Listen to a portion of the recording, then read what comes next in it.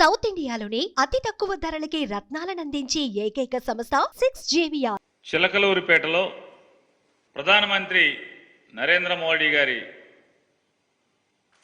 ముఖ్య ఉపన్యాసంగా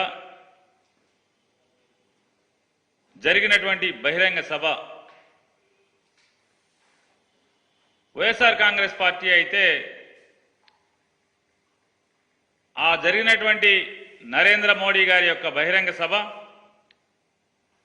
సంసిద్ధం సభ కాదది, కేవలం అది సిద్ధం 5వ సభగా మేము భావిస్తున్నాం. ఇప్పటికి జగన్మోహన్ రెడ్డి గారి నాయకత్వంలో 4 సిద్ధం సభలు జరిగినాయి. ఒకటి భోగాపురంలో జరిగితే,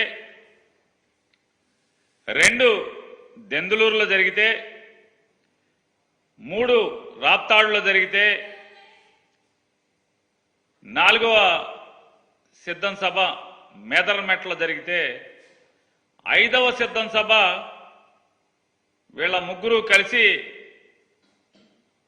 చిలకలూరుపేటలో పెట్టినటువంటి సభగా మేము భావిస్తున్నాం. ఎందుకు దాన్ని సిద్ధం 5 సభగా మేము భావిస్తున్నామంటే, ఆ సిద్ధం 5వ సభ జరిగినటువంటి 4 సిద్ధం సభల్లో జగన్మోహన్ రెడ్డి గారు పాల్గొన్నటువంటి 4 సిద్ధం సభల్లో ఈ రాష్ట్ర ప్రజలు, అలాగే వైఎస్ఆర్ కాంగ్రెస్ పార్టీ జెండా మోసేటువంటి ప్రతి కార్యకర్త మళ్ళీ జగన్మోహన్ రెడ్డి గారి పరిపాలనే ఎందుకు కావాలి, ప్రజలు ఎందుకు ఓటేయాలి అనేది తేటతెల్లం చేస్తే, ఈ 5వ సిద్ధం సభ అయినటువంటి చిలకలూరుపేట సభలో మోడీ గారు కానీ, చంద్రబాబు నాయుడు గారు కానీ, లేదా పవన్ కళ్యాణ్ గారు కానీ అసలు ఈ రాష్ట్రానికి వారేం చేయదలుచుకున్నారు, వాళ్ళ ముగ్గురు యొక్క అవకాశవాద కూటమికి ఓటేస్తే అసలు ప్రజలు ఎందుకు ఓటేయాలి, ఓటేస్తే వారేం చేస్తారు వారు ముగ్గురు కలిసి ఈ రాష్ట్రానికి. అలాగే 2014లో వీళ్ళ ముగ్గురు కలిసి పవన్ కళ్యాణ్ గారు కూడా చెప్పారు, వెంకన్న బాలాజీ, తిరుపతి బాలాజీ ఆశీస్సులతో మా కలయిక గొప్ప కలయిక అయింది అని చెప్పారు.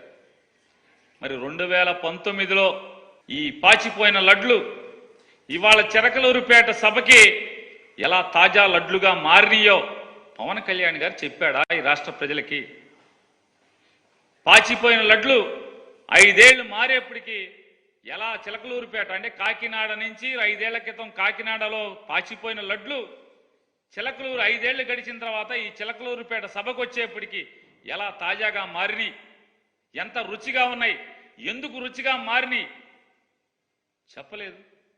అలాగే భారతదేశానికి ఒక దుర్మార్గమైనటువంటి పరిపాలకుడు, ఒక నియంత, భారతదేశానికి ఒక టెర్రరిస్ట్ లాంటి నరేంద్ర మోడీ అన్నటువంటి నరేంద్ర మోడీ ఇవాళ చంద్రబాబు నాయుడు గారికి 5 ఏళ్లు తిరిగేప్పటికీ ఎలా భారతదేశాన్ని ఉద్ధరించే నాయకుడిగా మోడీ మారాడో, ఆంధ్ర రాష్ట్ర ప్రజలు మోడీ గారి నాయకత్వానికి ఎందుకు ఓటేయాలో, వారు ముగ్గురు కలిసినటువంటి అవకాశవాద కూటమికి ఎందుకు ఓటేయాలో, వారికి ఓటేస్తే ఈ రాష్ట్రానికి వచ్చేటువంటి మేళ్ళేంటి చంద్రబాబు చెప్పలేదు. చెప్పకపోగా ఏంటయ్యా అంటే అదంతా కూడా అక్కడ జరిగినటువంటి సభలో సిద్ధం 5 సభ చిలకలూరుపేటలో జరిగినటువంటి ఏంటంటే చంద్రబాబు నాయుడు మాట్లాడేది మొత్తం అంతా కూడా క్షమస్వత్వం అన్యదా శరణం నాస్తి త్వమేవ శరణం మమ అంటే, అయ్యా నన్ను క్షమించు, మోడీ గారు నన్ను క్షమించు, మోడీ గారు నన్ను క్షమించు, నా నోటితో నిన్ను భార్య లేదు, నీకు కుటుంబం లేదు, నీకు నువ్వు ఒక ఎదం చెడిన వాడివి, నువ్వు ఈ దేశానికి నష్టం, ఈ దేశానికి నువ్వు ఒక టెర్రరిస్టు, అరిష్టం, నువ్వు దుర్మార్గుడివి, పాపాత్ముడివి అని నా నోటితో తిట్టాను. కానీ అదే నోటితో ఇవాళ నేను ఏం మాట్లాడా అంటే మోడీ అంటే అభివృద్ధి, మోడీ అంటే సంక్షేమం, మోడీ అంటే ఆత్మగౌరవం. అంటే దాని అర్థం ఏంటి? క్షమస్వస్థం క్షమస్వస్థం స్వత్వం అంటే నన్ను క్షమించు మోడీ, నన్ను క్షమించు మోడీ, అన్యదా శరణం నాస్తి. నన్ను జగన్ నుంచి కాపాడేవాడు ఎవడో లేడు. పవన్ కళ్యాణ్ నమ్ముకుంటే పవన్ కళ్యాణ్ నన్ను కాపాడలేకపోతున్నాడు. నువ్వు తప్పితే నన్ను జగన్ నుంచి కాపాడదాకా ఎవడు దొరకట్లేదు.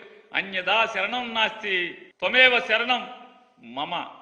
నన్ను జగన్ నుంచి కాపాడు మోడీ అని కాళ్ళ మీద పడటం తప్పితే ఇందులో ఈ సభలో అతను మాట్లాడింది ఏంటి?